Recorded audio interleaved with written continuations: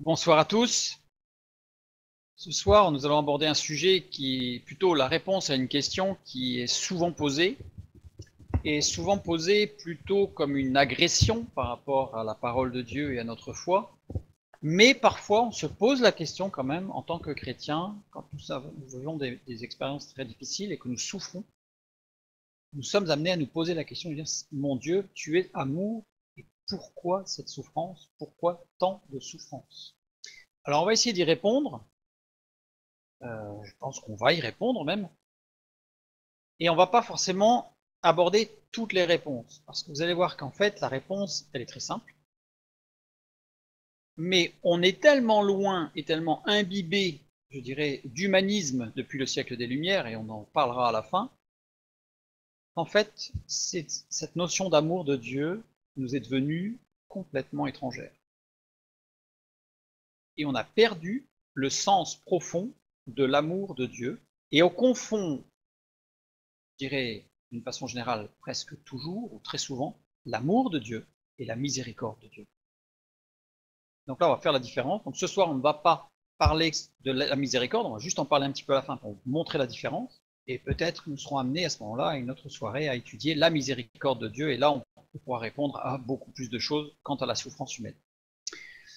Je propose de commencer par la lecture d'un texte, 1 Jean chapitre 4, verset 16. Et nous avons connu l'amour que Dieu a pour nous, et nous y avons cru. Dieu est amour, et celui qui demeure dans l'amour demeure en Dieu, et Dieu demeure en lui.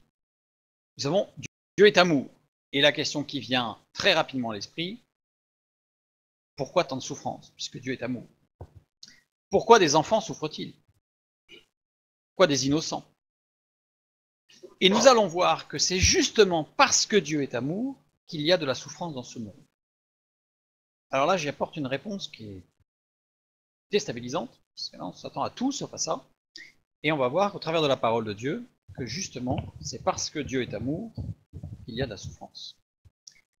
On va se poser trois grandes questions. Il y en aurait d'autres, mais bon, la soirée fait qu'on ne va pas avoir tout le temps qu'on voudrait. Donc on va poser trois questions. La première, qui va être la plus longue à répondre, quelle est la nature de l'amour de Dieu?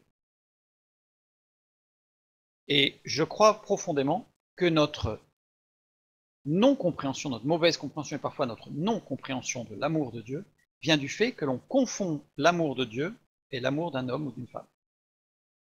Or, l'amour de Dieu la nature de l'amour de Dieu est différente. Là, dans l'expression des évangiles, quand il nous est parlé de l'amour de Dieu, il nous est parlé de l'amour agapé. Terme grec, agapé. En grec, on dénote 7 degrés d'amour, 7 degrés de l'amour, cette manifestation de l'amour. Le premier, c'est porneia, du grec porné qui veut dire prostituée. Porneia, c'est l'amour qui est dévorant, et on attend que de l'autre qu'il nous nourrisse. On ne donne rien à l'autre, on prend.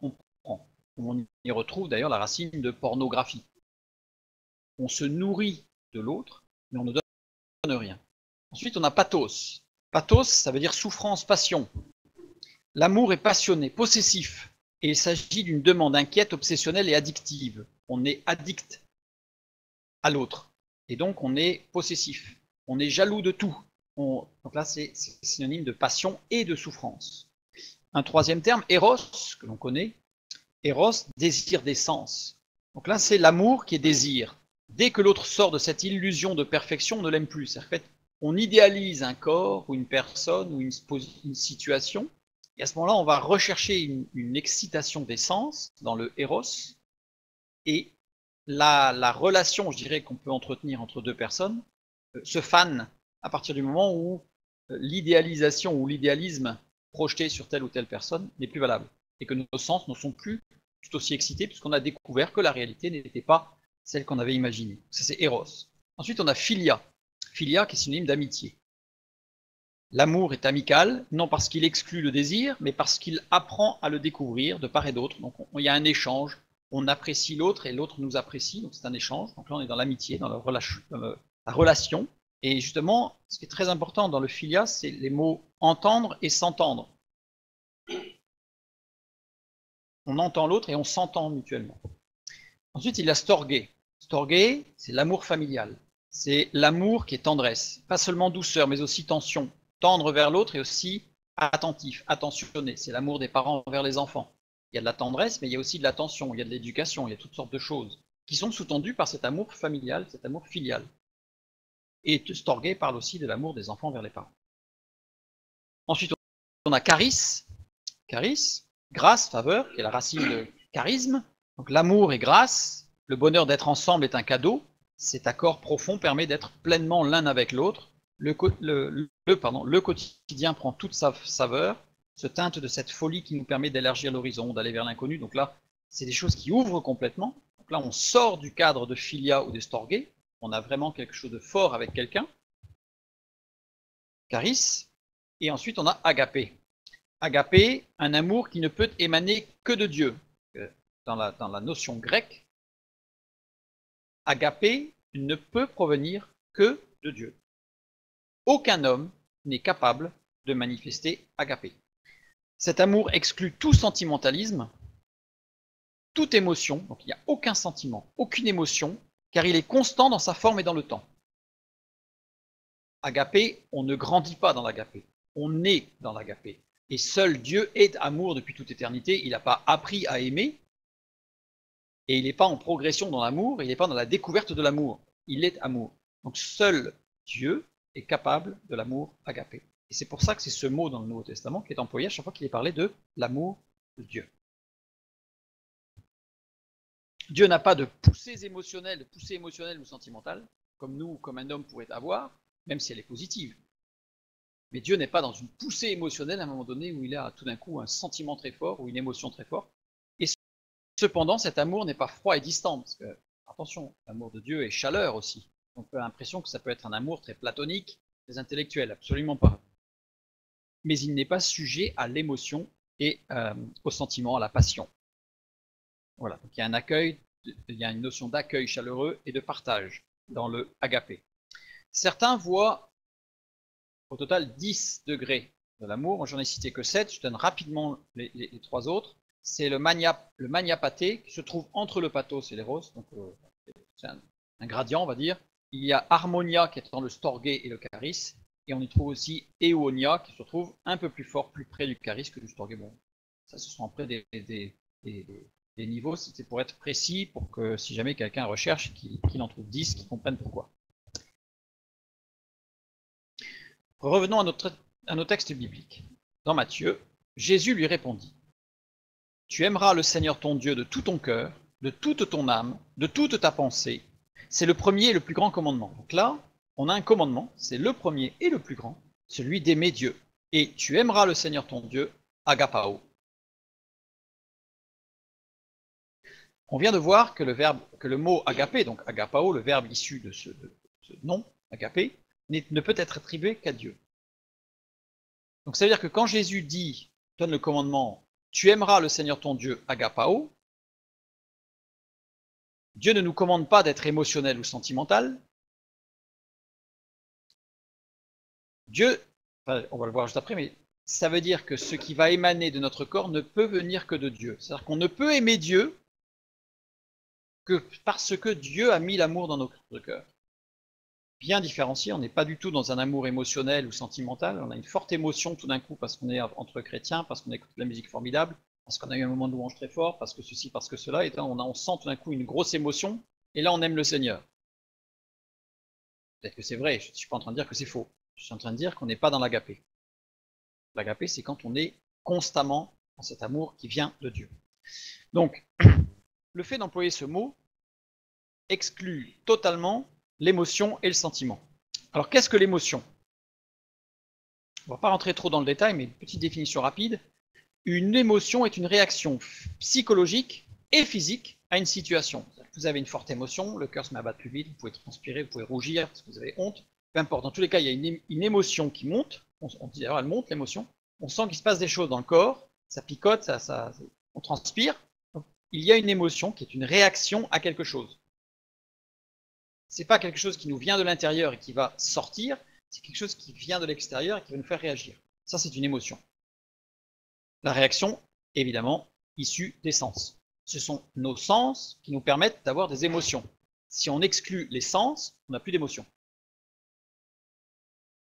Une émotion, Voilà une définition de Descartes qui dit « De toutes les sortes de pensées que l'âme peut avoir, il n'y en a point d'autre qui l'agitent et l'ébranle si fort. » Pour Descartes et pour les philosophes, l'émotion, c'est ce qu'il y a de plus fort qui peut ébranler à l'intérieur, qui peut faire basculer une vie. Tout ça issu des sens. Je rajoute une petite parenthèse. Prenons garde à notre relation avec Dieu ou à ce que nous recherchons lorsque nous nous réunissons avec des frères et sœurs ou entre groupes de jeunesse ou aller chercher dans les camps avec les jeunes ou dans différentes activités entre chrétiens. Est-ce que nous recherchons une émotion ou est-ce que nous recherchons Dieu? L'émotion ne peut pas amener la vérité. L'émotion ne peut pas amener l'agapé. L'émotion est purement humaine. Et alors on a vu que ce n'était pas émotionnel et ni sentimental, sachant que le sentiment, c'est une composante de l'émotion qui implique des fonctions cognitives. C'est-à-dire que le sentiment, c'est quelque chose qui se réfléchit. L'émotion, c'est une réaction, on dirait presque un réflexe émotionnel. Le sentiment, c'est quelque chose qui se réfléchit et qui se construit. Donc on en arrive toujours à la même composante. C'est Dieu qui nous donne la capacité de l'aimer agapao. Le agapé, agapao, chez l'être humain, est totalement impossible. Donc c'est Dieu qui va nous donner cette capacité à partir du moment où nous sommes avec lui. Il est impossible d'aimer Dieu sans lui appartenir. Par son esprit qui demeure en nous à la conversion. Deutéronome 6,5, nous lisons « Tu aimeras l'Éternel ton Dieu de tout ton cœur, de toute ton âme et de toute ta force. » Donc là, c'est Jésus, dans Matthieu, a repris ce texte de l'Ancien Testament. Et ce qui est intéressant, c'est qu'on va voir un petit peu la juxtaposition des deux verbes, puisqu'il y en a un, c'est en hébreu, et l'autre, c'est en grec. On a vu le sens du terme grec utilisé, agapao, et comme c'est une citation du texte de l'Ancien Testament, eh bien nous allons regarder quel est le verbe en hébreu qui est utilisé, c'est ahab.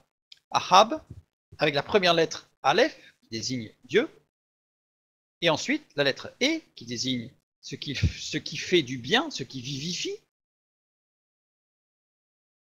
et la lettre beit, qui désigne la dualité, le dialogue, symbole de la bouche et l'intériorité. Les deux premières lettres forment un noyau biconsonantique qui veut dire la faculté de vouloir.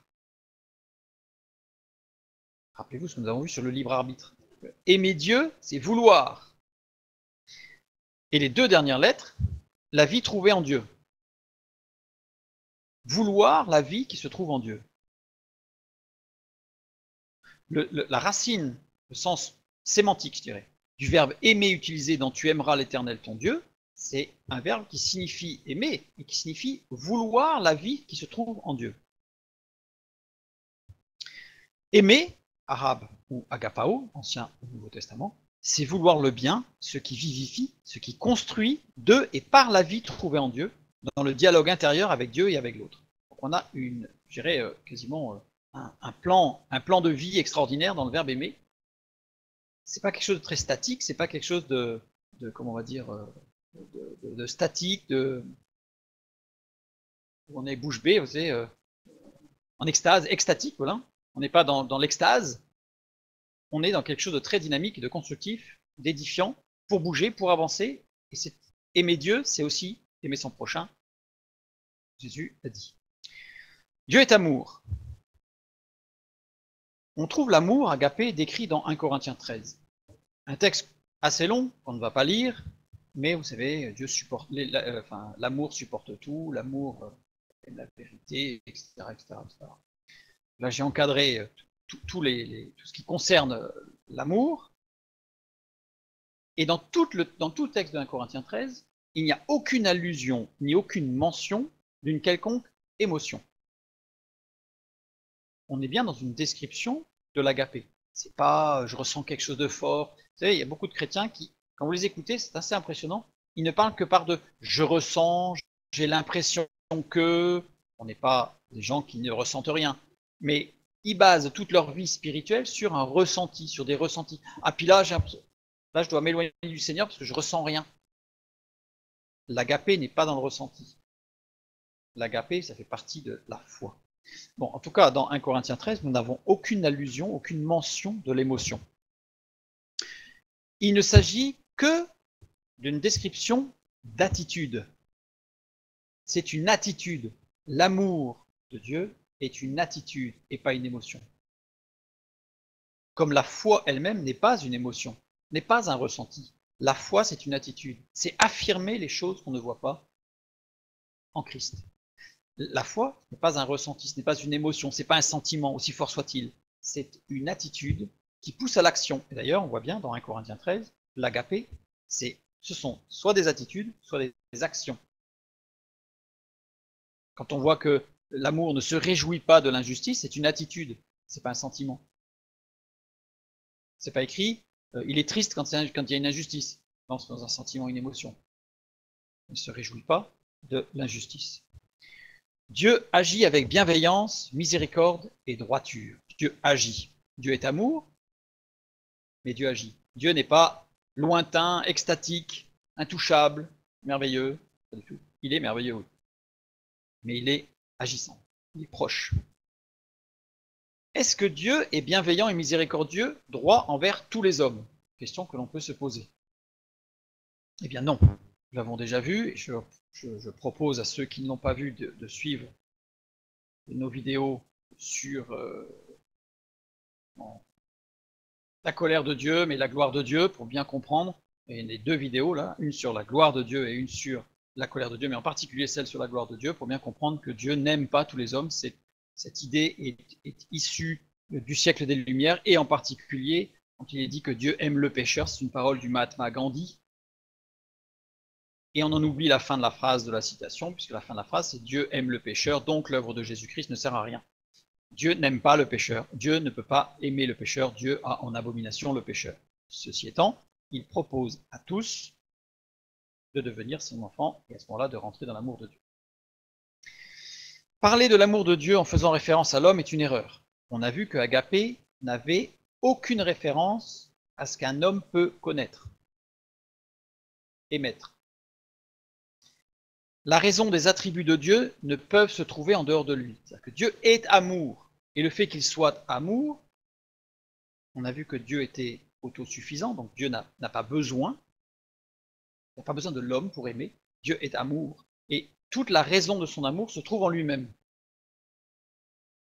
La raison de sa justice se trouve en lui-même. La raison de sa patience se trouve en lui-même. Tout est en lui-même, ses attributs. Pour connaître l'amour de Dieu, il faut regarder Dieu. Pour comprendre ce qu'est l'amour de Dieu, il faut regarder Dieu. Vous savez, aujourd'hui, il y a un vent qui dit que la théologie, ça ne sert à rien. Alors, la théologie, c'est simplement regarder Dieu. La théologie, c'est connaître Dieu. Faire de la théologie, c'est pas se prendre des trucs très théoriques dans la tête et d'apprendre par cœur des choses qu'on ne comprend pas. La théologie, dans le sens littéral, c'est apprendre à connaître Dieu. Et la théologie est fondamentale et importante. Donc, pour connaître l'amour de Dieu, il faut regarder Dieu. L'amour de Dieu envers les hommes n'est pas le but final de Dieu. Je renvoie vers notre étude sur la gloire de Dieu pour le comprendre. Dieu n'a pas pour but final, dans toute la création, d'aimer l'homme. D'ailleurs, il y a un texte qui le montre très clairement, c'est Jésus est venu pour sauver tous ceux qui étaient perdus. Ceux, c'est C-E. Donc ça englobe l'homme, bien sûr. Mais ce n'est pas ceux, C-E-U-X, les hommes. On a une tendance à voir le message de Dieu comme nous, on est le centre. L'homme, dans la vision moderne du christianisme, l'homme est le centre du monde. C'est exactement la même vision dans le monde où l'homme est le centre de tout, parce que lui, il est intelligent et il sait tout. Nous faisons partie de la création de Dieu, bien sûr. Dieu est miséricordieux à notre rencontre. Dieu est un Dieu d'amour. Mais nous ne sommes pas le but de Dieu. Le but final de Dieu pour l'homme est la manifestation de sa gloire. Pas détaillé, on l'a déjà vu. Pour bien comprendre l'amour de Dieu, il faut bien avoir ça en esprit, c'est que le but de Dieu, c'est de manifester, enfin pour l'homme, le but de Dieu pour l'homme, c'est que chaque homme manifeste la gloire de Dieu. Dieu est amour. Pourquoi il est amour? Parce que Dieu est Trinité. Si on retire la Trinité, alors l'amour de Dieu n'existe plus. Et c'est parce qu'il est Trinité qu'il est amour. Voilà. Dieu est amour parce qu'il est Trinité, et ça va dans l'autre sens. La Trinité impose l'amour. Sinon, il n'y a pas de Trinité. L'amour nécessite une relation dans l'altérité. C'est-à-dire qu'on a bien cette notion, même humainement, aimer nécessite quelqu'un d'autre. Parce que celui qui s'aime lui-même qui reste autour de son nombril, on sent tous qu'il y a quelque chose qui ne va pas. Pourtant, Dieu est un.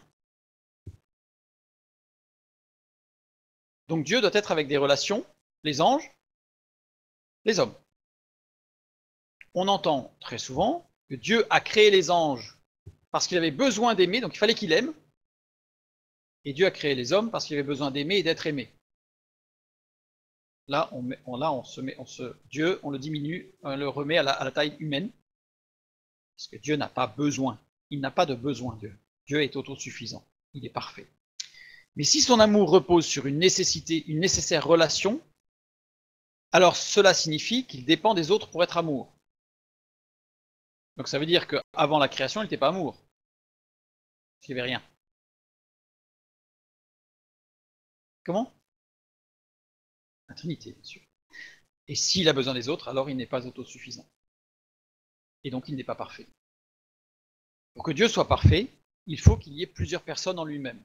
Alors là, je vais aller rapidement, mais je vous en renvoie vers notre étude sur la Trinité, vous aurez vraiment tout en profondeur et chaque détail. Là, on va passer rapidement. Et il faut 3 consciences en un seul être, pour être parfait dans l'amour. Pourquoi 3 et pas 4 ou 5? On va le voir. Pour l'amour, l'amour implique 2 choses. La première chose, c'est le partage. Quand on aime, on partage. On échange des choses, on partage. Il faut un donateur, il faut un receveur. Sachant que l'un peut être l'autre et l'autre peut être l'un. Et d'ailleurs, ce qui est intéressant dans l'amour, c'est que justement, ce ne soit pas toujours le même qui soit donateur et le même qui soit receveur, mais qu'il y ait un échange, soit dans les deux sens, objectif. S'il n'y a que 2 personnes, il y a une sorte de complaisance entre les 2 personnes, c'est-à-dire que c'est de toi à moi, de moi à toi, de toi à moi, de moi à toi, de toi à moi, de moi à toi, et on s'en sort plus là, enfin voilà, on sort pas du cercle là, et donc on tourne en rond. Enfermement autarcique. Il faut nécessairement, pour que l'amour soit parfait, une coopération. 2 personnes coopèrent avec une troisième. Un exemple type, c'est les parents qui portent leur amour vers l'enfant. Ils sont plus autarciques à partir du moment où il y a l'enfant, ils coopèrent pour l'enfant, et l'enfant revient vers les parents. L'ensemble de tout cela nous montre que il faut 3, pourquoi pas 4? Parce que si on met une 4e personne, apparaît ce qu'on appelle l'aléatoire. Je détaille pas, il suffit d'aller voir l'étude sur la Trinité pour avoir plus d'informations. Dieu est suffisant. Il n'a donc pas d'aléatoire en lui, puisqu'il est autosuffisant. Donc ils sont 3. Donc la Trinité montre la perfection de Dieu. Pour qu'il y ait amour plein, il faut au moins 3 personnes. Comme les parents et l'enfant. L'amour agapé, l'amour parfait. Pour la conscience, il faut au moins 3 personnes aussi. Plus de 3 est superflu et amène de l'aléatoire. Or Dieu, il n'y a pas de superflu en lui et il n'y a pas d'aléatoire. Donc Dieu est trinitaire. C'est une imperfection aléatoire. Regardons l'action de Dieu en nous maintenant. Dieu est souverain. Nous avons vu la souveraineté de Dieu. Nous avons le Père. Le Père, dans la parole de Dieu, est initiateur de toute action. J'avais donné sur l'étude sur la Trinité cette écriture de « il inspire ». In, pourquoi inspire en latin? Inspirer, parce que in c'est dans à l'intérieur, c'est autant dans le lieu que dans le temps. Ensuite il y a le Fils, c'est l'action, la révélation. Expiration, pourquoi ex? Puisque c'est ex, c'est hors d'eux, à l'extérieur, donc Dieu se manifeste en Christ, dans le Fils. Après, venant d'eux, à partir d'eux, depuis, de la part d'eux, d'après, selon, c'est le Fils, donc expiration. Et l'Esprit, qui est le motivateur, qui est aspiration. Pourquoi as? Parce qu'en latin, c'est l'unité qui forme un, c'est la référence. Tout ça, ça désigne la vie, c'est la respiration. Pour vivre spirituellement, il faut inspirer, expirer et avoir une aspiration dans la vie, un but, Dieu. Donc, tout ça pour bien montrer que la Trinité est quelque chose d'extraordinairement précis et qui touche à la perfection de Dieu. Et qu'il a décrit de façon parfaite d'ailleurs. Dieu souverain, on appelle ça, la Trinité, on l'appelle Ousia, et on appelle les 3 personnes de la Trinité les hypostases. Et chaque hypostase, donc chaque personne de la Trinité, on va dire, a toujours eu conscience de ce qu'ils sont. Chacune des hypostases a conscience de ce qu'elle est et de ce que sont les autres.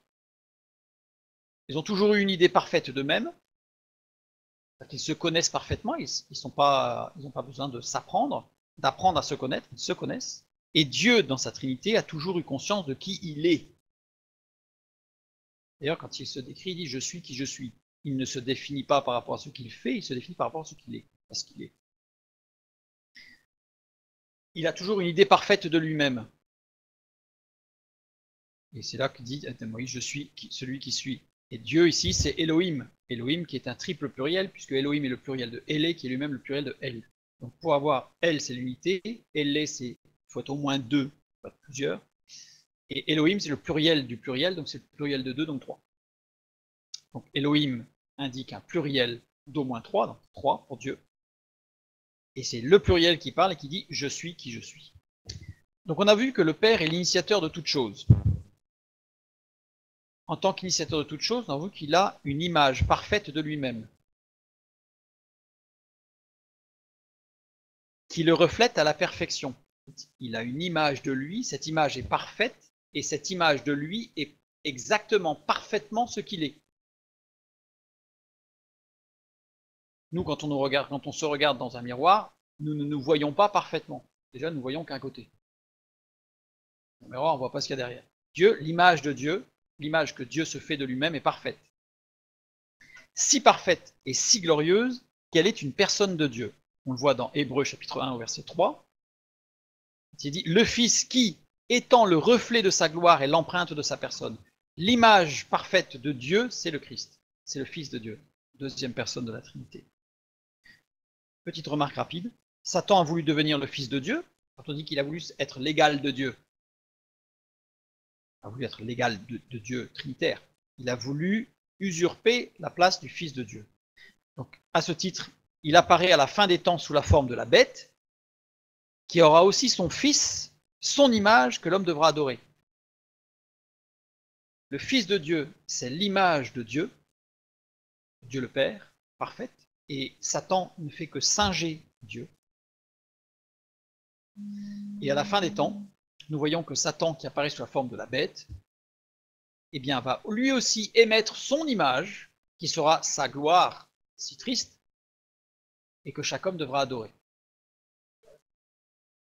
Donc l'image parfaite de Dieu, c'est le Fils. Le Père existe depuis toute éternité, le Père a toujours été parfait, donc le Fils est depuis toute éternité et a toujours été parfait, puisqu'il est l'image du Père qui existe de toute éternité. Et l'amour du Père vers le Fils et du Fils vers le Père existe depuis toute éternité. Donc Dieu aime le Fils et le Fils aime le Père.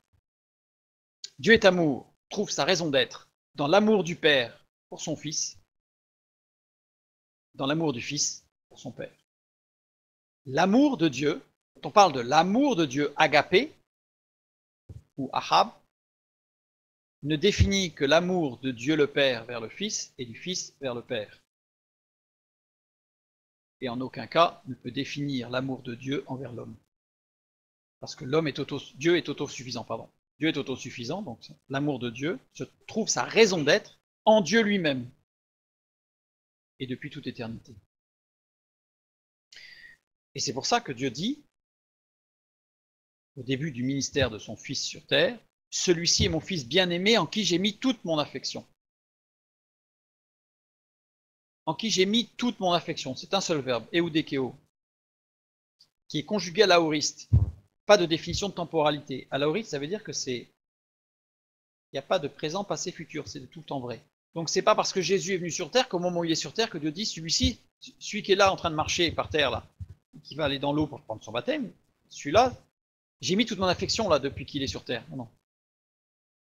Le fait de l'emploi de l'aoriste, ça montre que c'est depuis toute éternité que Dieu a mis toute son affection, donc tout son amour, dans le Fils. Eudikio, pardon, eu, les deux premières lettres, ce qui est bon, bien, et ce qui agit bien et qui fait le bien. Il n'y a que Dieu. D'ailleurs, Jésus dit lui-même, ce jeune homme riche qui m'a dit, bon maître, il n'y a que Dieu qui est bon. Et dikeo, c'est ce qui renvoie une image, ce qui semble, ce qui paraît. Donc c'est une image en fait. Donc réellement, j'ai mis toute mon affection, littéralement, ça veut dire mon image, j'ai mis tout mon amour, certes, dans cette image qui fait le bien et qui est bien. Donc, on a bien l'image de Dieu qui est son Fils. Dikeo vient de doko, grec. Doko, ça veut dire la volonté. En fait, dans ce verbe, on a l'idée d'une image parfaite selon la parfaite volonté et qui réalise parfaitement la volonté du Père. On a bien la description du Fils. Le Fils, comme on a lu dans Hébreu, qui est l'image parfaite de Dieu, ce Fils qui est aimé de toute éternité, parce que Dieu a parfaitement conscience de ce qu'il est, et il est parfait, donc il sait qu'il est parfait,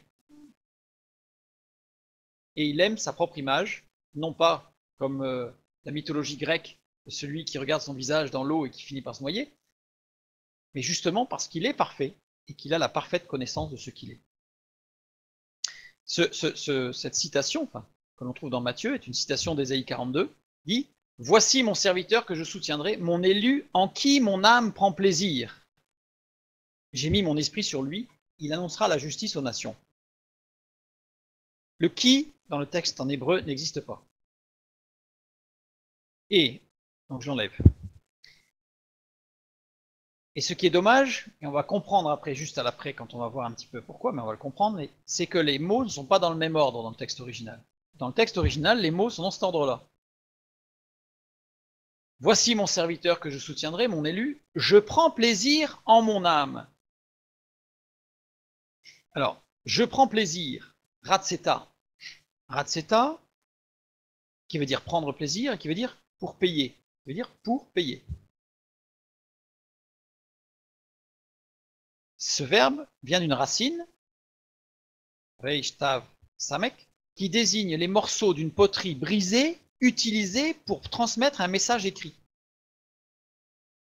La racine de ce mot, prendre plaisir ou pour payer, désigne un vase brisé qui va être utilisé pour transmettre un message écrit. Transposer tout ça à l'œuvre de Jésus-Christ, qui est la parole de Dieu. Et si j'inverse les lettres, si je mets dans l'autre sens, si je lis à l'envers, on va dire, eh bien ça forme un mot qui veut dire le terrain ou le champ du potier. Je vous renvoie tout de suite vers une lecture de Matthieu 27 avec l'argent qui a été utilisé de Judas, qui a été utilisé pour acheter le champ du potier. On y retrouve toute l'image, l'œuvre de Christ, le messager de Dieu, qui va être brisé. Et la difficulté, elle est là. Elle n'est pas trop dans ce verbe « je prends plaisir », elle est dans... Parce que si on garde la phrase dans ce sens-là, mon élu, je prends plaisir en mon âme. Dieu dit, je prends plaisir en mon âme. Or, le mot âme, c'est nefesh. Et nous avons vu que nefesh désignait le corps. Il n'y a que les chrétiens qui disent que nefesh désigne l'âme, mais que, je dirais, hébraïquement, historiquement au niveau de l'hébreu, nefesh désigne le corps. Je vous renvoie vers notre étude sur corps, homme, esprit pour bien comprendre. Mais donc là, on a un problème. Je prends plaisir dans mon corps. Or, nefesh, c'est le corps incarné. Dieu prend plaisir. Dieu, maintenant si j'enlève prend plaisir, c'est pour payer. Mon élu, pour payer dans l'être incarné. En fait, Jésus est l'incarnation de Dieu pour payer. On le sait. Et en plus, ici, il n'y a pas de point dans le texte original. Mon élu, je prends plaisir, ou pour payer en l'être incarné, en mon être incarné, j'ai mis mon esprit sur lui. C'est la même phrase. Pour payer, j'ai mis mon esprit. Et là, on retrouve sur une difficulté de texte, c'est que j'ai mis mon esprit, c'est roua. Or, roua, on a vu que ça désignait l'âme et non pas l'esprit. Il y a une sorte de décalage. L'esprit étant la neshama. D'ailleurs, les chrétiens qui traduisent nefesh par âme, roua par esprit, n'arrivent pas à traduire neshama. Parce qu'il manque quelque chose. Puisque neshama, c'est l'esprit. Mais là, pour Dieu, Dieu parle de sa roua. Alors, ici, l'écriture, c'est roachi. Parce que vraiment, c'est roach. Roach, et là, c'est roachi. Pour Dieu. Les deux mots, ruach et ruachi, ont une racine commune qui est reish et e. Et cette racine désigne une séparation entre ce qui est intérieur et ce qui est extérieur. Et cette racine désigne l'influx déterminé, donc établi, programmé, qui amène l'homme à agir à l'extérieur, suivant une routine, suivant un chemin prescrit. Je vous renvoie vers notre étude sur le libre arbitre où il n'y en a pas. Le libre arbitre n'existe pas. Et on a vu que l'homme était déterminé. Tout est déterminé d'avance. Tout est établi. Et en fait, c'est l'âme, c'est dans l'âme que tout est établi. Et nous avons vu au niveau du libre arbitre que lorsque nous avons l'impression de prendre une décision volontaire, en réalité, tout ça est mu dans notre cerveau et que l'IRM montre que notre cerveau a fait des choix à une dizaine de secondes avant que nous-mêmes nous ayons eu la conscience de faire un choix. Bref, je vous renvoie vers l'étude sur le libre arbitre pour comprendre cela. Donc on a deux mots, on a ruach et ruachi. Ruach est toujours utilisé pour l'homme. Jamais écrit comme ça quand il s'agit de Dieu. Par contre, ruachi, toujours utilisé pour Dieu, jamais écrit comme ça pour l'homme. On voit bien qu'il y a une différence. Ils ont tous les deux premières lettres qui sont la même chose, qui désignent l'intermédiaire entre le terrestre et le spirituel. C'est l'action qui fait l'intermédiaire entre ce qui est purement terrestre et ce qui est, je dirais, purement spirituel, purement esprit. Pour l'homme, ruach, la lettre représente l'existence et non pas la vie, c'est-à-dire la matérialité, l'existence matérielle. Et pour Dieu, les deux lettres désignent tout ce qui permet et maintient l'existence. Donc forcément, c'est l'Esprit de Dieu qui maintient l'existence, qui maintient toute chose en vie. Voilà la différence. Je reviens sur l'amour entre le Père et le Fils. Il est parfait, cet amour. Il est de toute éternité. Il est glorieux, puisqu'il est merveilleux, cet amour. Et cet amour, nous avons vu que Dieu a une image parfaite de lui et que cette image de lui, c'est le Christ. Eh bien, cet amour qui émane du Père et du Fils, c'est une autre personne, c'est la troisième personne de la Trinité, c'est l'Esprit. C'est pour ça qu'il y a une union totale et qu'on ne peut pas différencier, on ne peut pas dissocier le Père, le Fils et l'Esprit, puisque les trois ne forment qu'un. Donc c'est le Saint-Esprit. Le Père, le Fils et l'Esprit Saint sont unis dans, par, pour l'amour. L'amour de Dieu, quand on dit que Dieu est amour, en fait, en réalité, on décrit la Trinité parfaite, profonde, immuable, d'éternité entre le Père, le Fils et le Saint-Esprit. Et on comprend bien pourquoi l'homme n'est pas capable d'aimer de cette manière-là. Donc l'amour arabe ou agapao est dans la nature parfaite de Dieu. C'est la nature même de Dieu. Il est Trinité. Et dans sa nature même, il est amour. Il est amour. Dieu est donc éternellement autosuffisant dans l'amour. Dans son amour, il a besoin de personne. Il n'a besoin de rien. Dieu est amour, oui. Et Dieu aime qui? Dieu le Père aime le Fils, Dieu le Fils aime le Père. Et le Saint-Esprit est cet amour. On a bouclé la boucle. Jean 15, 26. Quand sera venu le Consolateur que je vous enverrai de la part du Père, l'Esprit de vérité qui vient du Père rendra témoignage de moi. Là, on voit que les trois forment un. On ne peut pas les différencier. Quand je vous enverrai, ekporeo omai, qui désigne une action en continuité de ce qui a été commencé. On a l'impression, quand on lit le texte, qu'en fait, Jésus, il va aller au ciel, puis il va discuter avec le Père, puis il va envoyer le Saint-Esprit. En fait, cette action est une continuité de ce qui a été commencé par le Père, initiateur de toute chose. De la part du Père, para, qui veut dire en présence d'eux. Donc c'est pas, on a l'impression qu'il y a une distance là, que Dieu est loin, loin, loin, et qu'il va nous envoyer le Saint-Esprit parce qu'il est tellement loin. Absolument pas. L'emploi de ce mot montre qu'il y a une continuité dans la présence. Le Saint-Esprit procède du Père et du Fils. Je mets une petite note sur la querelle pour ceux qui sont intéressés par l'histoire de la théologie, la querelle de Filioque. Voilà. Certains disent que le Saint-Esprit ne procède que du Père et pas du Fils. Bref, je ne détaille pas, vous pourrez lire. C'est juste un clin d'œil. On a vu la première question. Quelle était la nature de l'amour de Dieu? La nature de l'amour de Dieu, c'est lui-même. Alors, on ne va pas dire Dieu s'aime lui-même. On fait bien la différence. Dieu le Père aime le Fils, Dieu le Fils aime le Père. Cet amour, c'est l'Esprit, c'est sa nature même. Pourquoi le Père aime-t-il le Fils? Ah, question qu'on se pose rarement, ça. Pourquoi est-ce que Dieu le Père aime le Fils? L'amour du Père envers son Fils est différent de l'amour du Père envers les hommes. C'est-à-dire que Dieu aime son Fils, on a vu, d'une manière divine. Dieu aime les hommes d'une autre manière qui n'est pas divine, puisque nous ne sommes pas une personne de Dieu. Donc, l'amour de Dieu envers son Fils n'est pas le même que l'amour de Dieu envers nous. Et ça, c'est une fois qu'on a bien compris l'amour de Dieu envers le Fils et l'amour du Fils envers le Père, on ne peut que comprendre que Dieu ne peut pas nous aimer comme il aime le Fils. L'homme ne mérite pas l'amour de Dieu.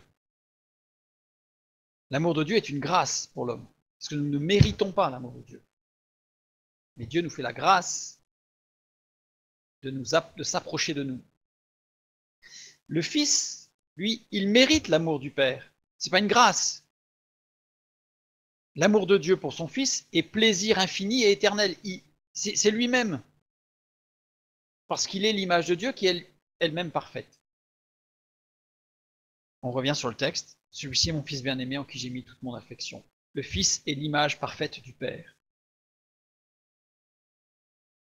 Dans le plaisir de l'homme, il y a des émotions, pas dans le plaisir de Dieu. Parce que justement, Dieu est parfait.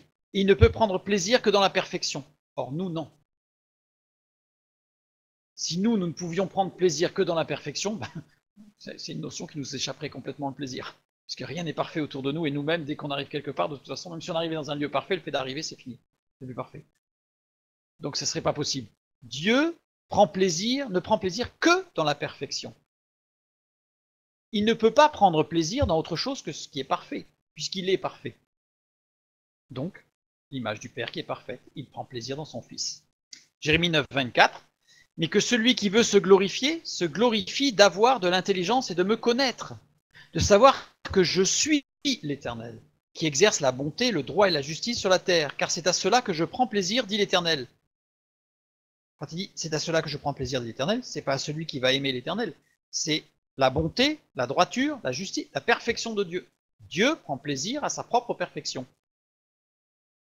Il est autosuffisant, il est Dieu. Ce que je dis là, je suis absolument certain que pour certaines personnes, c'est choquant. C'est choquant parce qu'on est tellement habitué à projeter notre image, je dirais, d'homme sur Dieu, que Dieu, pour nous, il pleure comme moi je pleure. Il se réjouit comme moi je me réjouis. Et on a complètement diminué la puissance de Dieu, on a supprimé la perfection de Dieu. Et Matthieu 9, 13, allez et apprenez ce que signifie « je prends plaisir à la miséricorde », c'est-à-dire à la perfection de la miséricorde, et non pas aux sacrifices, évidemment, qui sont imparfaits, comme il est dit dans d'autres textes bibliques. Et dans 1 Corinthiens 13, par exemple, j'ai pris un exemple sur toute la liste, l'amour se réjouit de la vérité. Dieu seul est vérité. Si Dieu se réjouissait d'autre chose que de lui-même, il serait un idolâtre. Il se réjouirait de quelque chose d'imparfait. Dieu ne peut trouver, la source de l'amour de Dieu ne se trouve qu'en lui-même. Pourquoi, si Dieu se réjouit de lui-même, ne puis-je pas me réjouir de moi-même? J'en pose des questions. Parce que nous ne sommes pas Dieu. Nous avons été créés à son image. Nous ne sommes pas son image. Il y a une différence. Jésus-Christ, le Fils, est l'image de Dieu. Nous avons été créés à son image. Donc nous restons son image. En Christ, lorsque nous serons parvenus à l'unité de la foi et de la connaissance du Fils de Dieu, à l'état d'homme fait, nous serons à la mesure de la stature parfaite de Christ, Éphésiens 4. Jamais il est écrit que nous serons l'image de Dieu. Jamais il est écrit que nous deviendrons des petits dieux.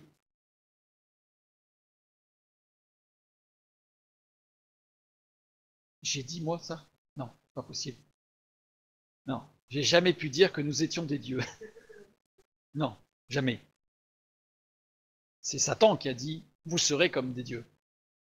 Mais nous sommes créés à l'image de Dieu, d'accord? Et lorsque nous arriverons à la stature parfaite de Christ, nous ne serons toujours que l'image de Dieu, mais totalement dépouillés des imperfections terrestres. Dieu le Père aime le Fils parce qu'il est son image parfaite. Le Fils est l'image de Dieu, nous sommes créés à son image. Dieu aime aussi le Fils pour son obéissance et son humilité. Donc on a vu que Dieu aime le Fils parce qu'il est l'image de Dieu et il est la perfection et la gloire de Dieu. Et il aime aussi le Fils pour son obéissance et son humilité. C'est très important pour bien comprendre l'amour de Dieu. Dans Philippiens, nous lisons « Ayez en vous les sentiments qui étaient en Jésus-Christ, lequel, existant en forme de Dieu, n'a point regardé comme une proie à arracher d'être égal avec Dieu, mais s'est dépouillé lui-même, en prenant une forme de serviteur, en devenant semblable aux hommes, et ayant paru comme un simple homme, il s'est humilié lui-même, se rendant obéissant jusqu'à la mort, même jusqu'à la mort de la croix. C'est pourquoi aussi Dieu l'a souverainement élevé et lui a donné le nom qui est au-dessus de tout nom. » Et dans Matthieu 12, « Voici mon serviteur que j'ai choisi, mon bien-aimé en qui mon âme a pris plaisir. » Là, on comprend ce que ça veut dire. Hein. « Je mettrai mon esprit sur lui. » Alors que c'est pas je mettrai, mais c'est je mets, mais peu importe. « Et il annoncera la justice aux nations. Il ne contestera point, il ne criera point, et personne n'entendra sa voix dans la rue. » Là, on a la description de l'humilité. Il est Dieu, Fils de Dieu. Et pourtant, il ne contestera point, il ne criera point dans la rue. Il est dans la simplicité de l'obéissance à Dieu et dans l'humilité. Il ne brisera point le roseau cassé et il n'éteindra point le lumignon qui fume jusqu'à ce qu'il ait fait triompher la justice. Il avait toute autorité. Il était Dieu. Et il s'est abaissé lui-même à la condition de l'homme. Le Fils de Dieu pouvait prétendre à toute la gloire de Dieu, à tous les honneurs de Dieu. Il s'est volontairement humilié en devenant serviteur du Père. Parce qu'il aime le Père d'un amour infini. Parce qu'il aime le Père, alors il est soumis au Père. Parce qu'il aime le Père, alors il est soumis au Père. Jean 10, le Père m'aime, c'est Jésus qui parle, le Père m'aime parce que je donne ma vie afin de la reprendre. Personne ne me l'ôte, mais je la donne de moi-même. J'ai le pouvoir de la donner et j'ai le pouvoir de la reprendre. Tel est l'ordre que j'ai reçu de mon Père. Mon Père m'aime parce que je suis obéissant et soumis à son autorité. Donc dans l'amour de Dieu qu'on a vu, l'amour parfait, c'est parce que Christ, parce que le Fils est l'image de Dieu parfaite, mais aussi parce qu'il est obéissant et humble. Troisième et dernière question. Pourquoi Dieu nous aime-t-il? Là maintenant on a compris la puissance, la profondeur de l'amour de Dieu, et que l'amour de Dieu ne trouve sa source qu'en lui-même, et ne trouve son expression qu'en lui-même. Pourquoi Dieu nous aime-t-il? Prenons Deutéronome chapitre 7.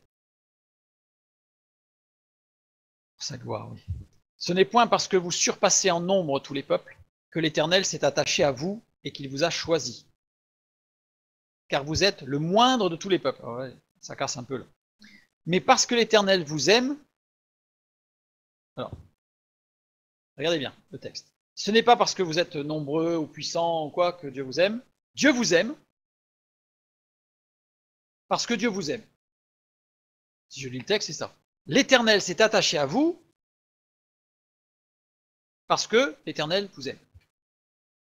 On a une sorte de boucle. Pourquoi? Parce que l'amour de Dieu ne se définit qu'en Dieu. Il est la nature, il est amour. Il ne peut pas faire autrement.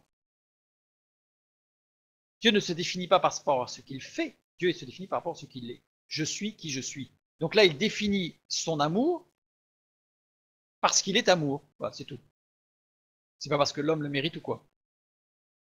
mais parce qu'il vous aime. L'amour de Dieu n'a rien à voir avec nous. L'amour de Dieu n'a rien à voir avec nous. L'amour de Dieu ne dépend que de lui. L'amour de Dieu n'a rien à voir avec nous. L'amour de Dieu ne dépend que de lui. Parce qu'il est constant. Depuis l'éternité, il est amour dans la Trinité. Nous lisons dans Romains, « Mais Dieu prouve son amour envers nous en ce que, lorsque nous étions encore pécheurs, Christ est mort pour nous. » Voilà, quand même. Mais quel était le plus grand obstacle à notre salut? Là, on voit que Dieu il a manifesté l'amour, quand même. Dieu prouve son amour. Parce que Christ est mort pour nous. Si je vous pose la question, à votre avis, quel était le plus grand obstacle à notre salut? Vous me répondez? Le péché. Le plus grand obstacle à notre salut, on répond, en général, notre péché et la justice parfaite de Dieu qui nécessitait, qui ne pouvait pas accepter le péché. Donc, le fait que nous soyons pécheurs était l'obstacle le plus important au salut. La question, c'est simple, se dire, en effet, comment Dieu pouvait-il nous pardonner en restant juste? Parce que le péché nécessitait une condamnation. Donc s'il nous pardonne, comment pouvait-il rester juste? Le plus grand obstacle à notre salut, ce n'est pas notre péché et ce n'est pas la justice de Dieu. Le plus grand obstacle à notre salut, c'est l'amour de Dieu.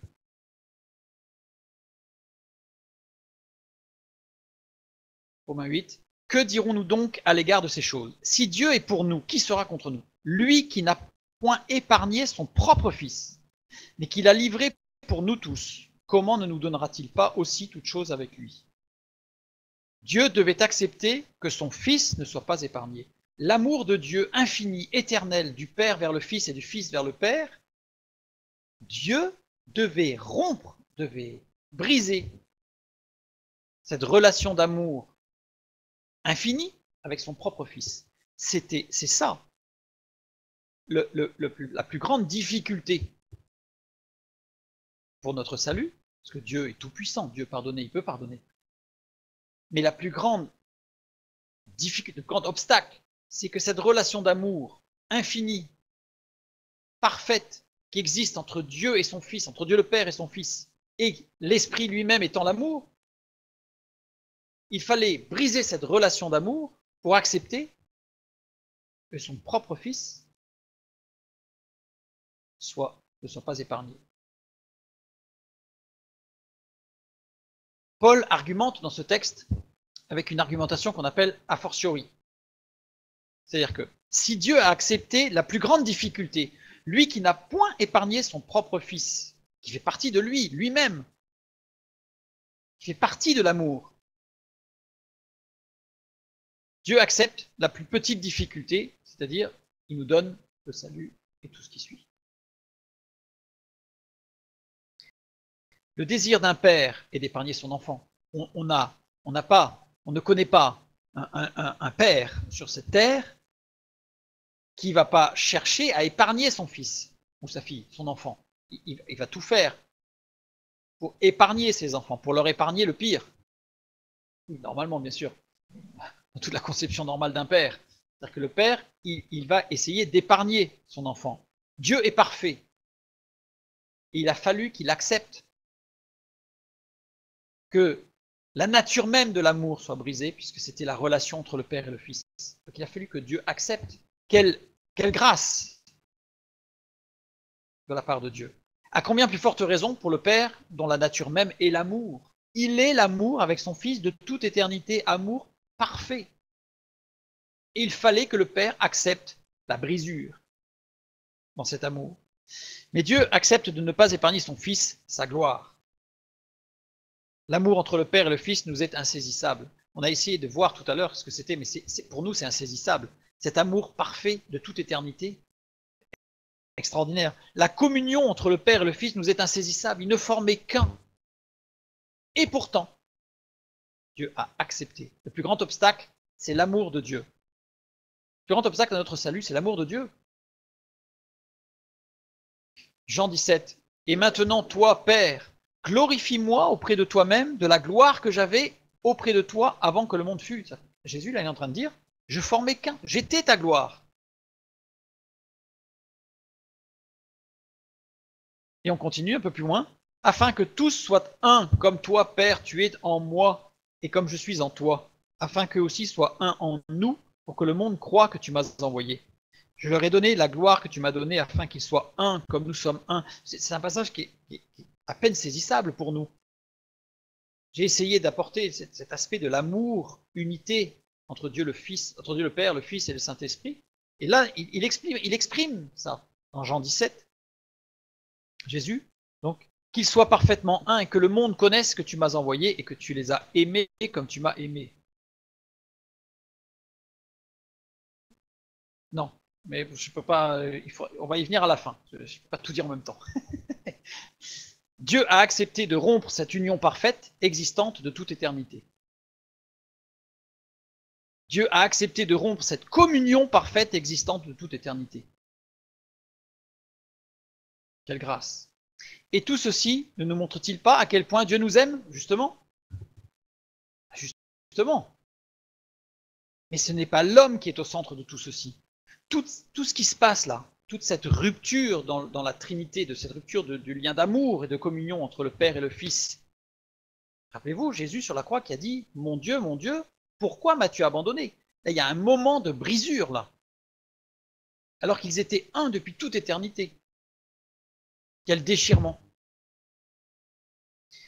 Et donc, tout ce qui se passe là, je vais vous surprendre, hein, mais c'est pas l'homme qui est au centre de tout ça.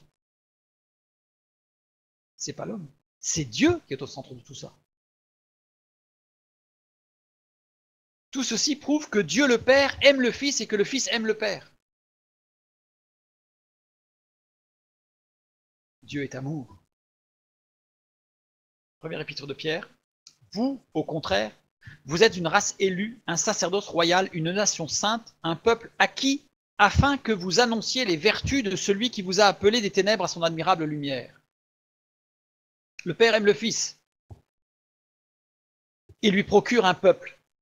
Dieu procure un peuple à son Fils qui exprimera pour l'éternité l'amour que le Père a pour le Fils. Le but de l'homme, c'est la gloire de Dieu. Et Dieu, le Père, appelle à créer des hommes, à créer tout, la création, pour donner au Fils un peuple qui exprimera pour l'éternité l'amour que le Dieu a pour le Fils. Et le Fils aime le Père. Et le Fils accepte l'obéissance, même l'obéissance de la croix. Philippiens 2,8.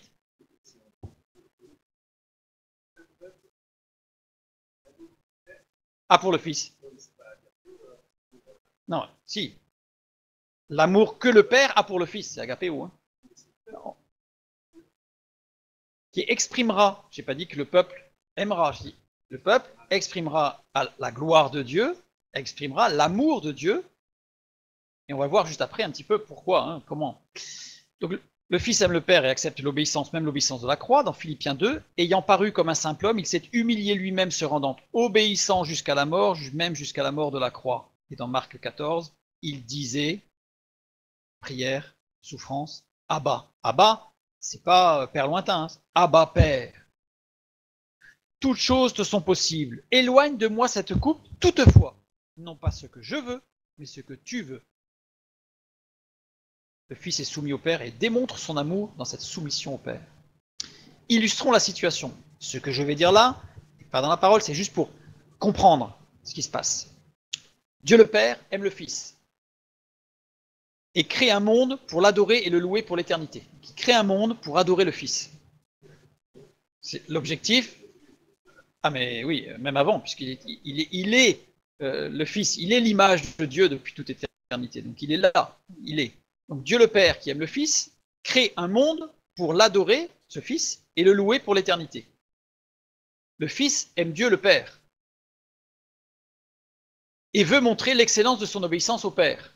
Alors, c'est mal choisi, veut, parce que l'expression même de la volonté est dans la nature de Dieu, donc c'est très complexe. Voilà, c'est une image, une illustration que je donne.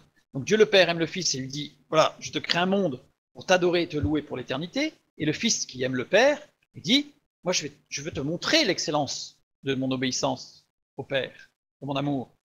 Pour cela, il faut un monde où l'obéissance n'est pas facile, parce que si on dit à quelqu'un, ah mon amour, je t'aime, j'irai jusqu'au bout du monde pour toi, bon alors pour me prouver ton amour, tu vas taper une fois dans tes mains. Est-ce que vous croyez vraiment que c'est une preuve d'obéissance, d'amour? Vous voyez ce que je veux dire? Cette soumission au Père nécessite quelque chose de difficile. Si on veut demander à quelqu'un, bah, tu vas me prouver que tu m'aimes ou que tu es suffisamment fort pour faire ceci, on va lui donner un challenge. Et évidemment, il n'est pas du tout, j'ai pas du tout l'intention de dire que Dieu le Père a donné un challenge à Dieu le Fils. C'est une image que je veux donner. Pardon. Oui, Dieu le Fils. Hébreux 5, nous lisons, c'est lui qui, dans les jours de sa chair, pendant qu'il était incarné, ayant présenté avec de grands cris et avec larmes des prières et des supplications à celui qui pouvait le sauver de la mort, ayant été exaucé à cause de sa piété, a appris, bien qu'il fût fils, l'obéissance par les choses qu'il a souffertes. L'obéissance, c'est démontré dans la souffrance. Et dans Hébreux 2.10, je rajoute, il en résulte qu'il éleva à la perfection par les souffrances le prince de leur salut, Christ. Je fais une petite parenthèse. Satan, qui veut toujours singer Dieu et qui voulait prendre la place du Fils de Dieu, se fait appeler le prince de ce monde. Alors que dans la parole de Dieu, le titre de prince, c'est à Jésus, parce qu'il est le prince du salut. Vous voyez? Satan fait toujours des singeries. Je ferme la parenthèse. C'est parce que Dieu est amour qu'il y a de la souffrance dans le monde. Un monde sans souffrance impliquerait que Dieu n'est pas amour. Parce que Dieu est amour, parce que Dieu le Père aime le Fils et que le Fils aime le Père. Dans notre esprit à nous, Dieu est amour parce qu'il nous aime.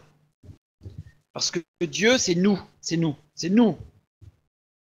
C'est nous les hommes qui sommes au centre. Dieu, il est à genoux devant nous et il nous aime tellement qu'il pleure là-haut. Non, Dieu est parfait et il n'a pas besoin de nous. Dans un monde sans souffrance impliquerait que Dieu n'est pas amour dans la Trinité. Or, Dieu est amour.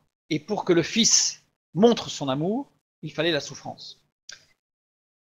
On va jusqu'au bout. À la fin des temps, le Père donnera ce peuple d'adorateurs, ce peuple élu, ce peuple racheté, parce que le Fils a accepté l'obéissance, d'apprendre l'obéissance par la souffrance, dans la souffrance. Le Père donnera ce peuple d'adorateurs à son Fils, comme on présente une épouse à son époux. Là, je renvoie vers Apocalypse 21. Et je vis descendre du ciel, d'auprès de Dieu Père, la ville sainte, la nouvelle Jérusalem, préparée comme une épouse qui s'est parée pour son époux. Et j'entendis du trône une forte voix qui disait, voici le tabernacle de Dieu avec les hommes. Il habitera avec eux, et ils seront son peuple, et Dieu lui-même sera avec eux. L'Église, c'est l'épouse de Christ. Alors le Fils, qui recevra ce peuple de Dieu le Père, offrira ce peuple à son Père. Et Dieu sera tout en tous.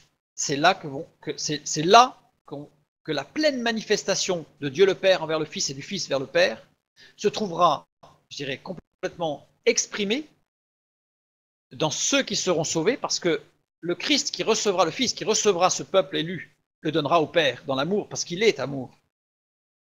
Et à ce moment-là, nous lisons dans 1 Corinthiens 15, 24, ensuite viendra la fin, quand il remettra le royaume à celui qui est Dieu et Père, après avoir détruit toute domination, toute autorité et toute puissance, car il faut qu'il règne jusqu'à ce qu'il ait mis tous ses ennemis sous ses pieds. Le dernier ennemi qui sera détruit, c'est la mort. Dieu, en effet, a tout mis sous ses pieds. Mais lorsqu'il dit que tout lui a été soumis, il est évident que celui qui a soumis toutes choses est excepté. Et lorsque toutes choses lui auront été soumises, alors le Fils lui-même sera soumis à celui qui lui a soumis toutes choses, afin que Dieu soit tout en tous. Et c'est à ce moment-là que nous intégrerons, je dirais, parfaitement l'amour de Dieu. Dans l'amour du Père vers le Fils et du Fils vers le Père.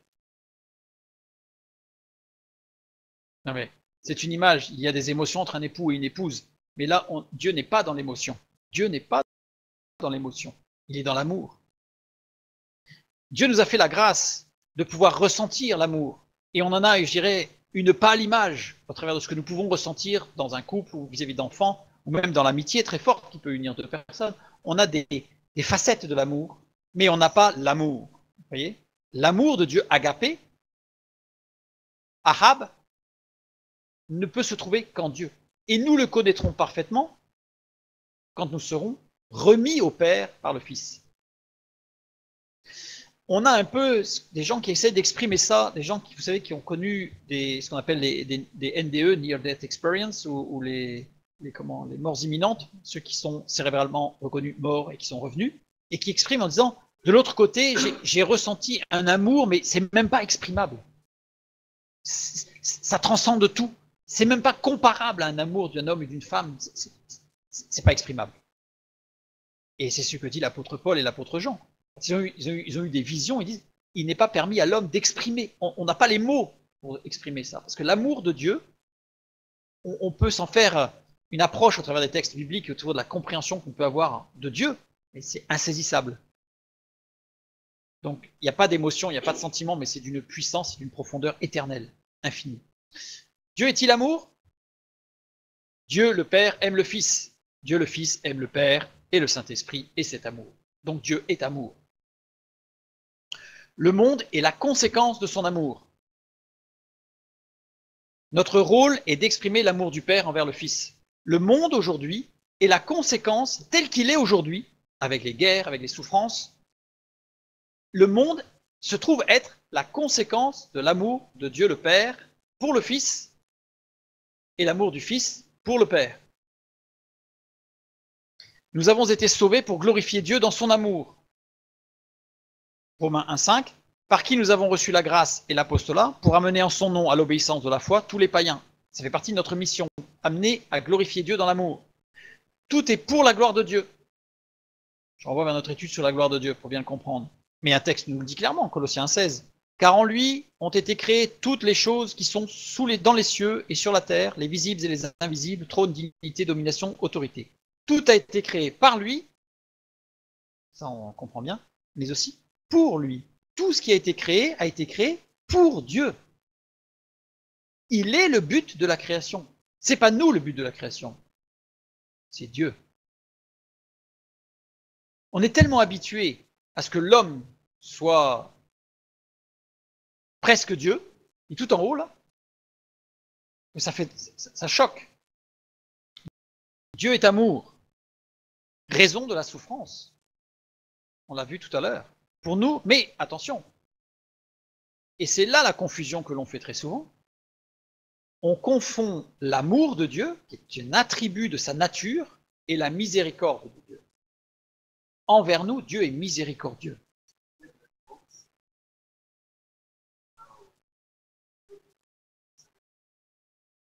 Ça meurt.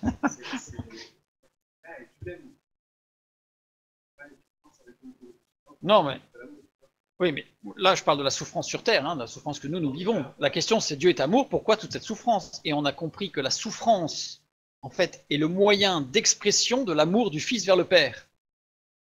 Parce qu'il a souffert. Et c'est par cette souffrance qu'il a montré cet amour au Père. Mais ce que l'on confond très souvent, c'est qu'on dit Dieu est amour. Oui, il est amour dans sa nature. Et la source et le but de cet amour, c'est lui-même. Et on confond avec Dieu est miséricordieux. Et Dieu nous fait miséricorde.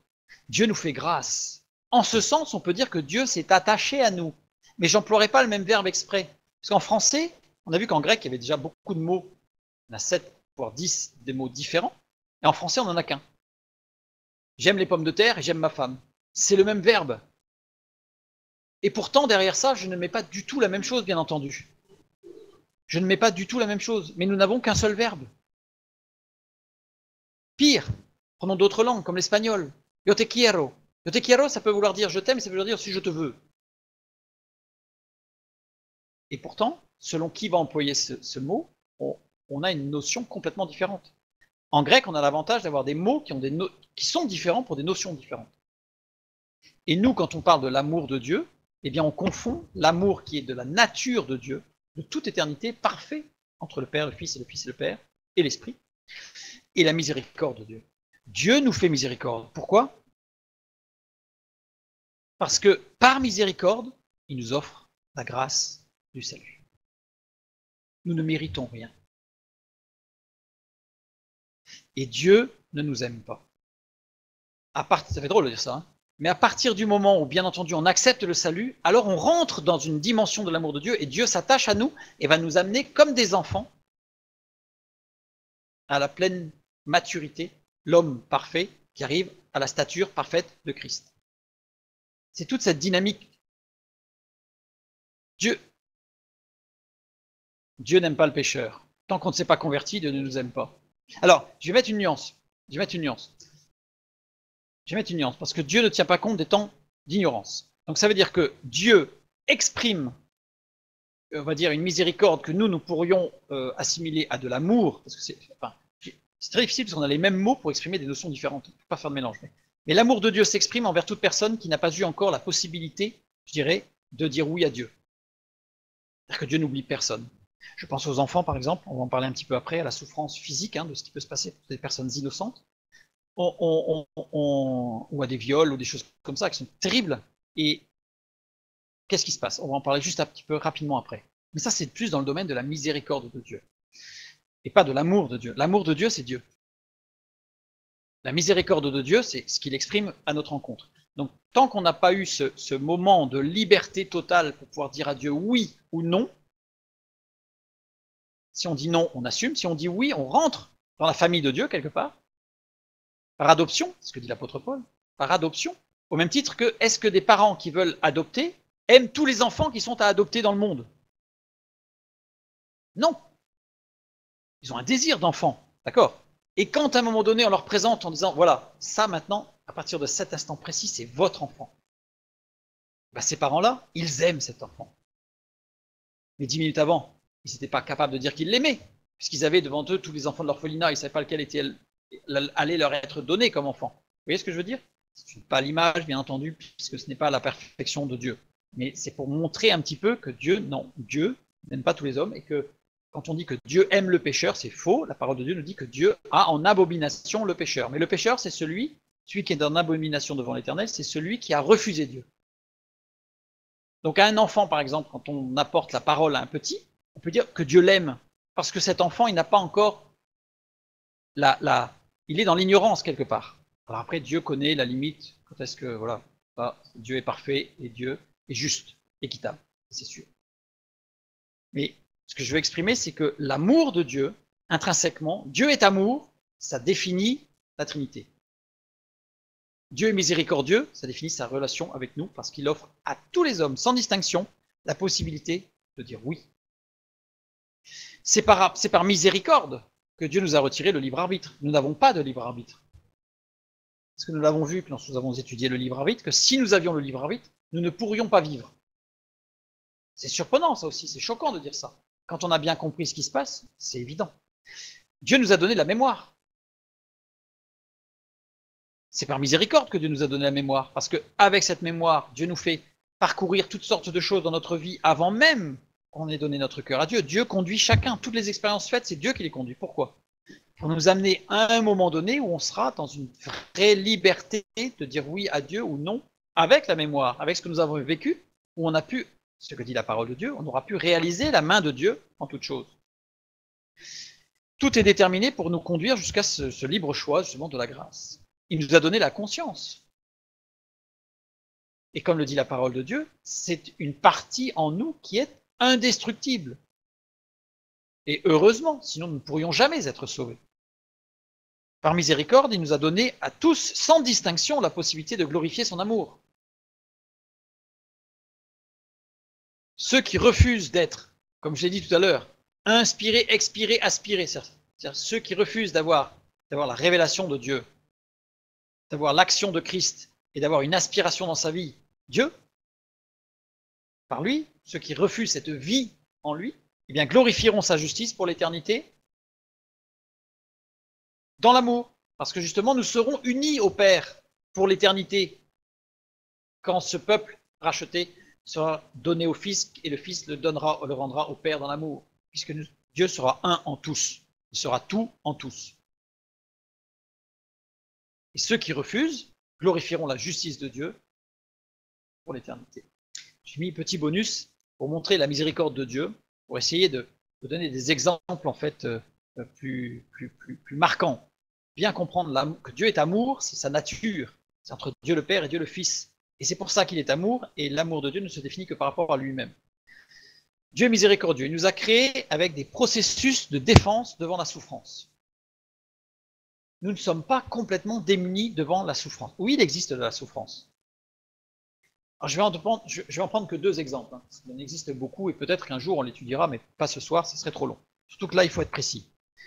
Par exemple, en période d'extrême tension, nous avons tout un processus cérébral avec des productions importantes d'adrénaline. Quand je dis période d'extrême tension, ça peut être très positif comme très négatif. Grande souffrance comme une grande joie. En tous les cas, on va produire de l'adrénaline. Bien d'autres choses aussi, mais je parle de l'adrénaline parce qu'elle est connue.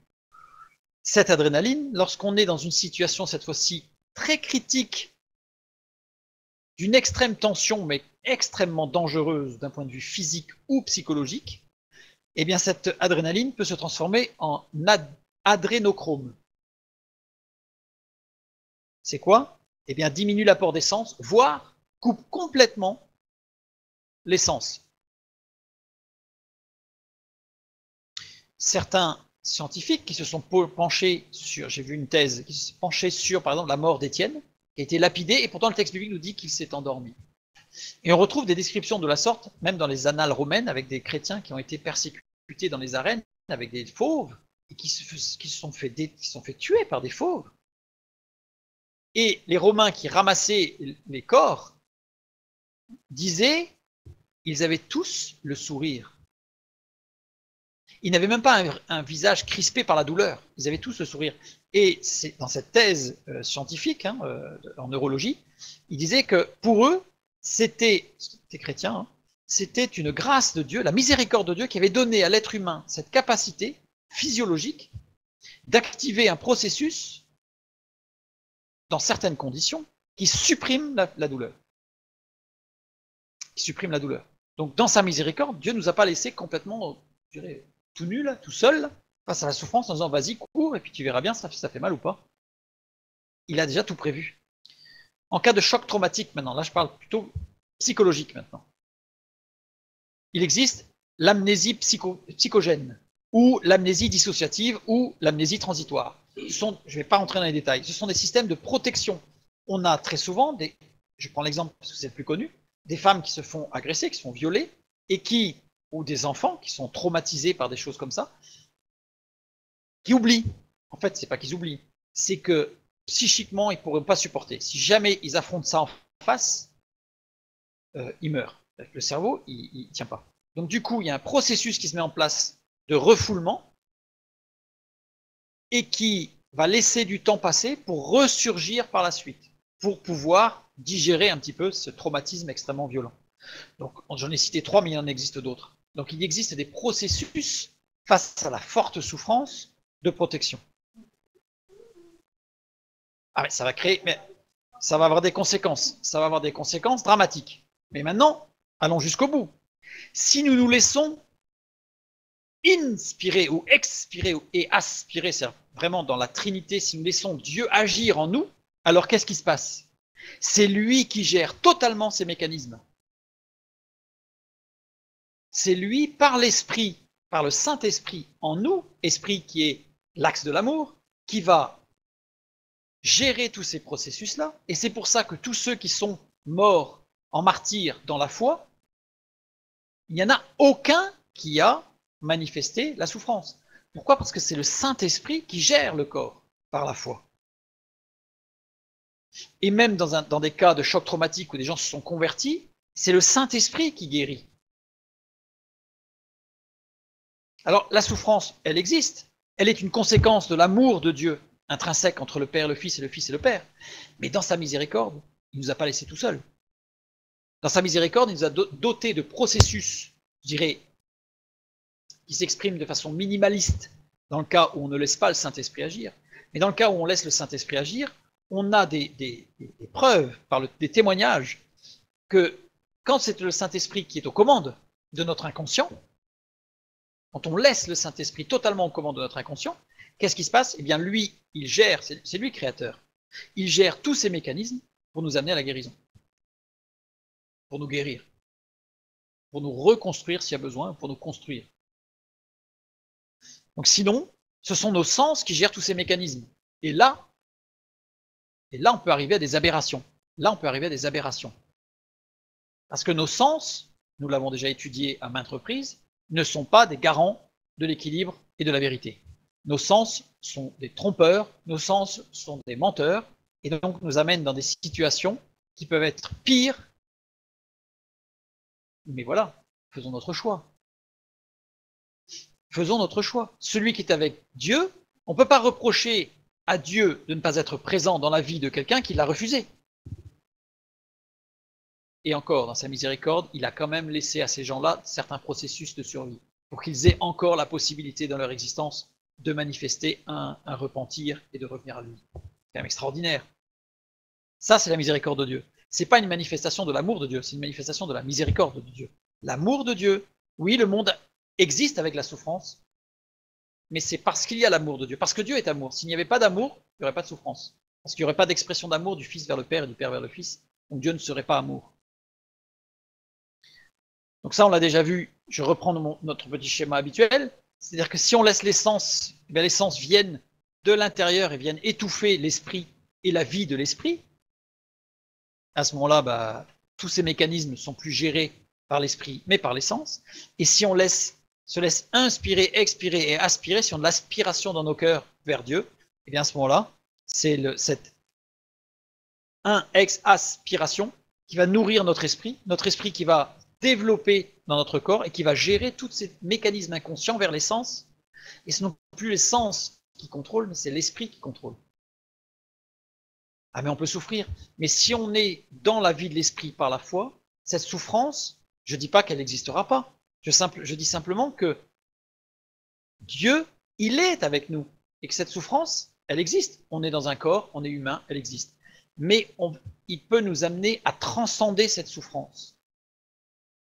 Il peut nous amener à transcender cette souffrance. À la gérer différemment, à la vivre différemment. Et dans l'espérance de la foi, on sait qu'il y a un but. Parce que Dieu ne fait rien au hasard. Donc Dieu, il y a un but pour sa gloire. Et si on se laisse inspirer, expirer, aspirer, si on a vraiment la Trinité en nous, l'amour, du coup on a l'amour, on aura de l'amour vers Dieu le Père. Et cet amour de Dieu le Père nous amènera à avoir les mêmes sentiments que ceux qui étaient dans le Fils, que nous avons lu tout à l'heure, à savoir l'obéissance et la soumission. Parce que Dieu vient nous aider par son esprit et par sa présence. Une illustration. Je prends un petit exemple. Petite histoire. On a un barbier et un client chrétien. C'est à l'époque des barbiers, hein. Plus beaucoup des barbiers. Hein. Donc, le chrétien se fait raser la barbe et le barbier athée lui dit si ton Dieu existait, il n'y aurait pas toute cette souffrance sur terre. Hein, parce que quand même, quand on voit les enfants qui souffrent et tout ça, c'est quand même terrible. Quoi. Le chrétien, il ne sait pas quoi répondre. Il sort de l'échoppe du barbier et en sortant, il rencontre un clochard avec une barbe horriblement sale. Un truc, une barbe longue, avec des nœuds partout, sale, enfin, abominable. Il retourne voir le barbier et il l'invite à sortir voir le clochard. Et il lui dit si les barbiers existaient, il n'y aurait pas d'hommes avec des barbes aussi horriblement sales, longues. Et le barbier, touché dans son orgueil un peu de barbier, lui dit il n'a qu'à venir chez moi, et moi je toiletterai sa barbe gratuitement à ce brave homme. Ésaïe 55, prêtez l'oreille et venez à moi, écoutez et votre âme vivra. Je traiterai avec vous une alliance éternelle pour rendre durables mes faveurs envers David. Et Matthieu 11, venez à moi, vous tous qui êtes fatigués et chargés, je vous donnerai du repos. On ne peut pas accuser Dieu de ce qui existe vis-à-vis de personnes qui ont refusé l'aide de Dieu. C'est comme si on accusait, on envoie au tribunal un marin de la SNSM, donc qui est là pour secourir les marins qui sont en perdition. Il y a un marin qui se noie, il l'interpelle, il passe à côté, il lui tend la main. Celui qui se noie, il ne veut pas prendre la main. Il lui lance une bouée, il dit moi je veux pas de ta bouée parce qu'elle n'est pas de la bonne couleur. Et il se noie. Et après on va envoyer le secouriste, on va l'envoyer au tribunal en disant bah quand même c'est de votre faute. Non. Bien Dieu on fait la même chose. Dieu on l'accuse de tous les maux, alors que Dieu dit qu'il amène toute personne avec vérité, avec équité et avec justice à faire le choix de oui ou non. Et que en plus la parole de Dieu nous certifie que c'est en totale liberté de choix. Non, pourquoi? Pourquoi allons-nous reprocher à Dieu cette souffrance? Un deuxième point, rapidement abordé, parce que là ça nécessiterait beaucoup de développement pour l'aborder rapidement. Oui.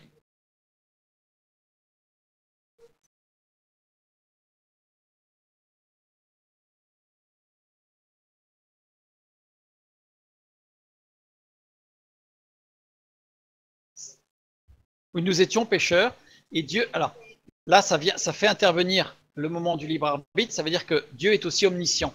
Ça c'est aussi une autre notion très compliquée à saisir. Dieu nous a aimés lorsque nous étions pécheurs.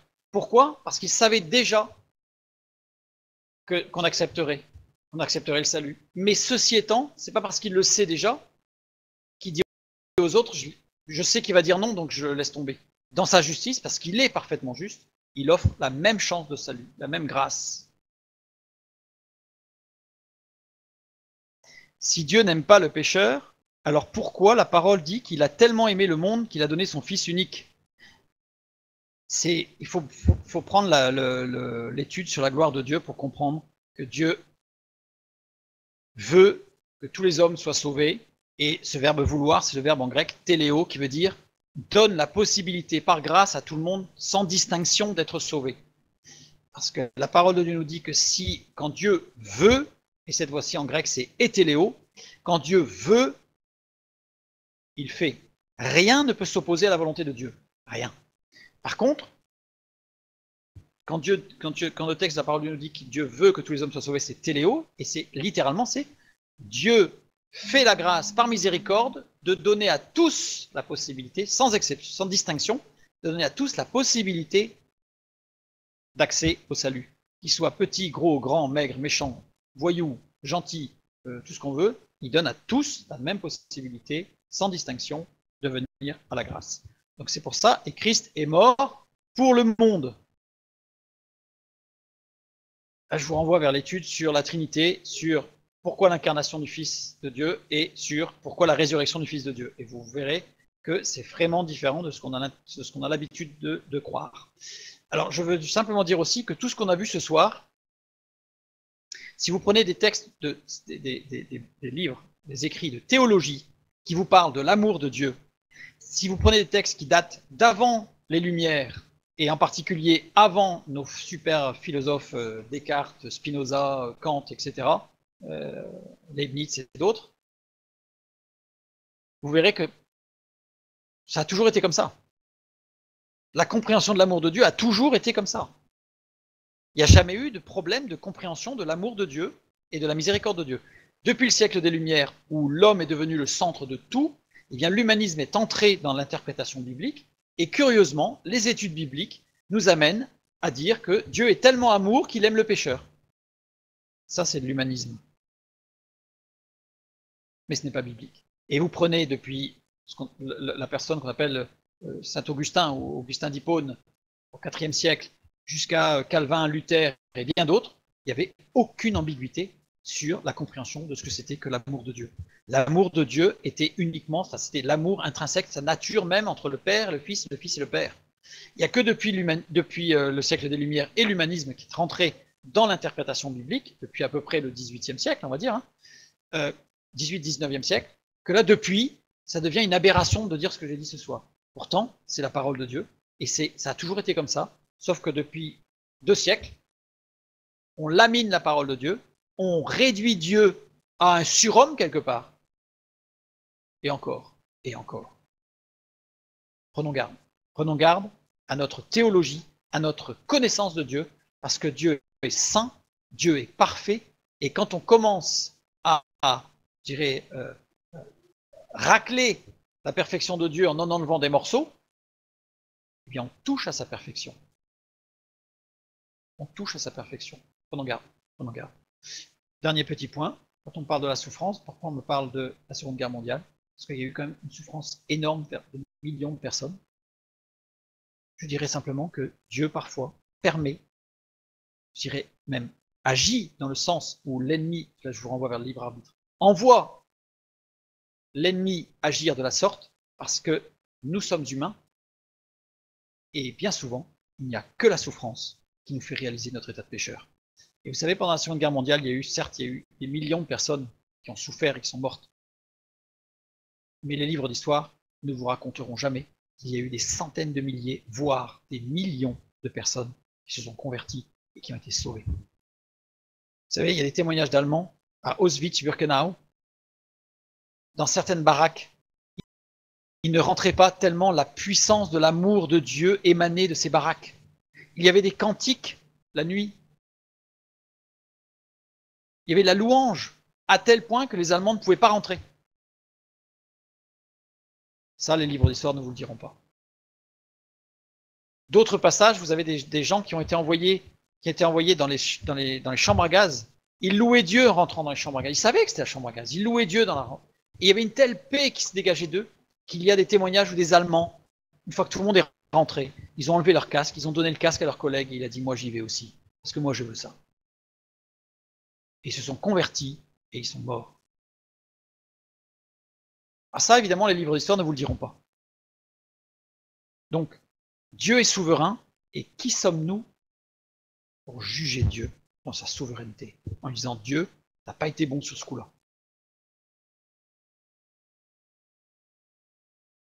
Que Dieu vous bénisse, et à bientôt.